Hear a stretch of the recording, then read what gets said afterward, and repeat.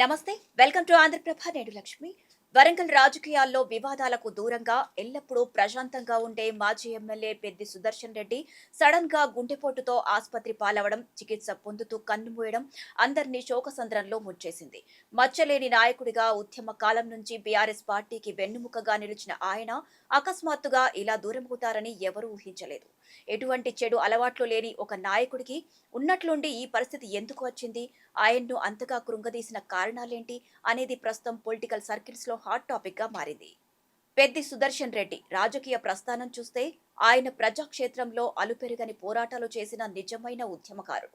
కేవలం 19 ఏళ్ల పిన్న వయసులోనే దుక్కొండ యూత్ కాంగ్రెస్ అధ్యక్షుడిగా బాధ్యతలు చేపట్టి ప్రజా సమస్యలపై నిరంతరం తన గొంతు వినిపించేవారు. నాటి ఉమ్మడి వరంగల్ జిల్లా దిగ్గజ నేత మద్దికాయల ఓంకార్ పైనే పోరాటం చేసిన సుదీర్ఘ చరిత్ర ఆయనది. ఆయన ధైర్యాన్ని, అలాగే ఆయన ప్రాణానికి ఉన్న ముప్పును గుర్తించి అప్పటి ప్రభుత్వం కేవలం 22 నుంచి 25 ఏళ్ల వయసులోనే గన్ లైసెన్స్, ఆ తరువాత గన్మెన్లను కూడా కేటాయించిందని తెలుస్తోంది. ఆ తరువాత తెలంగాణ బలిదశ ఉద్యమం ఊపందుకున్న సమయంలో పెద్ది సుదర్శన్ రెడ్డి తన కాంగ్రెస్ పదవికి, సభ్యత్వానికి రాజీనామా చేశారు. ఆ తరువాత ఇండిపెండెంట్ గా రైతు నాగలి గుర్తుపై పోటీ చేసి జెడ్పీటీసీగా గెలిచారు. ఫ్లోర్ లీడర్ గా ప్రజా సమస్యలపై పోరాడారు. అనంతరం బీఆర్ఎస్, అప్పటి టీఆర్ఎస్ పార్టీలో చేరి ఉమ్మడి వరంగల్ జిల్లా అధ్యక్షుడిగా ఏకంగా 8 ఏళ్ల పాటు పార్టీని నడిపించారు.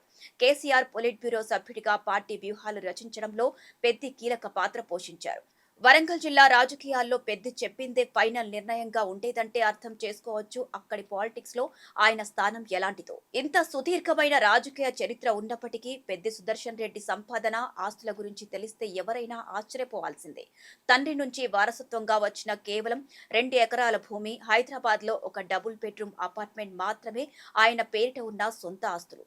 ఈ మధ్య వరంగల్లో వాస్తులోపం ఉందనే కారణంతో తక్కువ ధరకు అమ్మకానికి వచ్చిన ఒక చిన్న ఇంటిని కొనుగోలు చేశారు. ఆయన మొత్తం ఆస్తుల విలువ నేటికి 5 కోట్ల రూపాయలకు మించదని ఆయన సన్నిహితులు చెబుతుంటారు. ఆత్మ గౌరవంతో బతికిన ఆయన ఎవ్వరితోనూ అనవసరమైన ఆర్థిక లావాదేవీలు పెట్టుకునేవారు కాదట.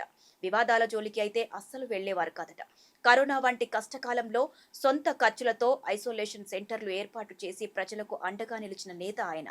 అలాంటి నాయకుడికి అసలు సమస్యలు ఎక్కడి నుంచి మొదలయ్యాయో చూస్తే పెద్ది బీఆర్ఎస్ ప్రభుత్వంలో ఉన్నప్పుడు సివిల్ సప్లైస్ కార్పొరేషన్ చైర్మన్ గా పనిచేశారు. ఆ టైంలోనే ధాన్యం టెండర్లలో జరుగుతున్న అక్రమాలపై పక్కా ఆధారాలు సేకరించి అప్పటి సీఎం దృష్టికి తీసుకువెళ్లారు. ఆ తరువాత కాంగ్రెస్ ప్రభుత్వం రాగానే ఏకంగా 1100 కోట్ల రూపాయల ధాన్యం కొనుగోలు సిండికేట్ పై హైకోర్టులో పిటిషన్ వేశారు. అంతేకాకుండా విద్యాశాఖ పరిధిలోని కస్తూర్బా గాంధీ బాలికల విద్యాలయాల్లో బంకర్ బెడ్ల టెండర్లలో జరిగిన అక్రమాలను కూడా బయటపెట్టారు. పక్కా ఆధారాలతో సీఎంకి, డీజీపీకి, ఇతర ఉన్నతాధికారులకు లేఖలు రాయడమే కాకుండా ఈడీకి కూడా ఫిర్యాదు చేసినట్లు తెలుస్తోంది. అలాగే హైకోర్టు, సుప్రీంకోర్టులో పిటిషన్లు కూడా వేశారట. ఇలా ప్రభుత్వంలో ఉన్నప్పుడు, బయట ఉన్నప్పుడు అక్రమాలపై ఆయన చేసిన న్యాయ పోరాటమే ఆయనపై తీవ్రమైన ఒత్తిడి పెంచాయనడానికి కారణమని సమాచారం. ఎప్పుడూ ఇతరుల బెయిలు కోసమే తాపత్రయపడే ఆయన ఈ గొడవల వల్ల తన ఆరోగ్యాన్ని పూర్తిగా నిర్లక్ష్యం చేశారని, ఆ మానసిక ఆందోళన వల్లే తీవ్ర అస్వస్థకు గురయ్యారని, చివరకు ప్రాణాలు కూడా కోల్పోయారని ఆయన అనుచరులు కన్నీరు మున్నీరవుతున్నారు. మొత్తంగా వరంగల్ రాజకీయాల్లో పెద్ది సుదర్శన్ రెడ్డి మార్క్ చాలా ప్రత్యేకమైందని చెప్పాలి. బీఆర్ఎస్ అధినేత కేసీఆర్ కు ఆయనంటే ప్రాణం, ఎంతో నమ్మకం కూడా. ఉమ్మడి వరంగల్ జిల్లాలో పార్టీ పరంగా ఏ చిక్కొచ్చినా, ఏ సమస్య ఉన్నా ఆ బాధ్యతంతా పెద్ది చేతిలోనే పెట్టేవారు. అక్కడ ఆయన ఏది చెబితే అదే ఫైనల్. ఒక్క మాటలో చెప్పాలంటే గులాబీ బాస్ కు ఆయన ఒక నమ్మిన బంటు. అందుకే తనకెంతో ఆత్మీయుడైన పెద్ది హాస్పిటల్లో ఉన్నారన్న వార్త వినగానే కేసీఆర్ తీవ్రంగా చలించిపోయారు. క్షణం కూడా ఆలస్యం చేయకుండా వెంటనే ఆసుపత్రికి పరిగెత్తారు. ఎలాగైనా ఆయన ప్రాణాలు నిలబెట్టాలని డాక్టర్లను వేడుకున్నారు. కానీ ఎవరి ప్రార్థనలు ఫలించలేదు. చివరకు పెద్ది చికిత్స పొందుతూ ఆసుపత్రిలోనే కన్నుమూశారు. ఏదేమైనా సంపాదన కంటే ఆత్మ గౌరవానికే ఎక్కువ విలువనిచ్చిన ఇటువంటి నేత ఇక లేరని నిజం వరంగల్ ప్రజలతో పాటు బీఆర్ఎస్ శ్రేణులను తీవ్రంగా కలిచివేస్తోంది.